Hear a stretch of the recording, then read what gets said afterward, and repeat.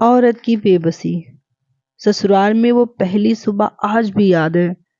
कितना हड़बड़ा के उठी थी, ये सोचते हुए कि देर हो गई है और सब ना जाने क्या सोचेंगे।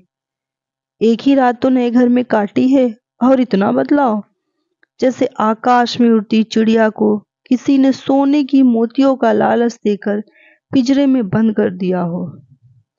शुरू के कुछ दिन तो यूं ही गुजर गए।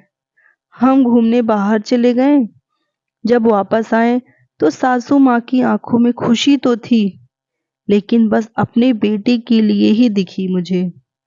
सोचा शायद नया नया रिश्ता है, एक दूसरे को समझते देर लगेगी।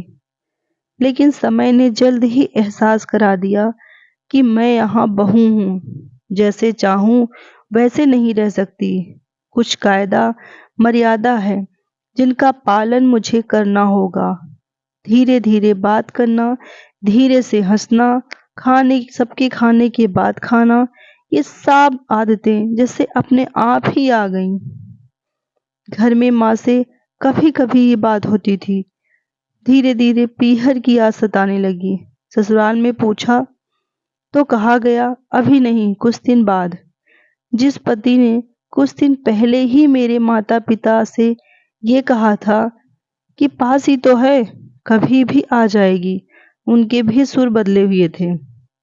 अब धीरे धीरे समझ आ रहा था कि शादी कोई खेल नहीं, इसमें सिर्फ घर नहीं बदलता, बल्कि आपका पूरा जीवन ही बदल जाता है।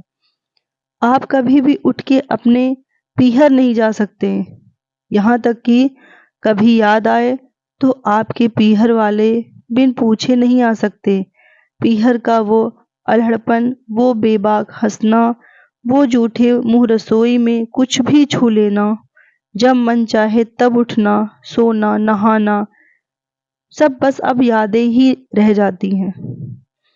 अब मुझे समझ आने लगा था कि क्यों विदाई के समय सब मुझे गले लगाकर रो रहे थे। असल में मुझसे दूर होने का एहसास तो उन्हें हो ही रहा था, लेकिन एक बात और थी जो उन्हें अंदर ही अंदर परेशान कर रही थी कि जिस सच से उन्होंने मुझे इतना साल दूर रखा, अब वो मेरे सामने आ ही जाएगा। मेरी कहानी अगर आप सबको पसंद आए तो मेरे वीडियो को लाइक करिएगा और चैनल पे अगर न्यू है तो सब्सक्राइब करिएगा। इस तरह की कहानी मैं आपके लिए लाती रहूँगी।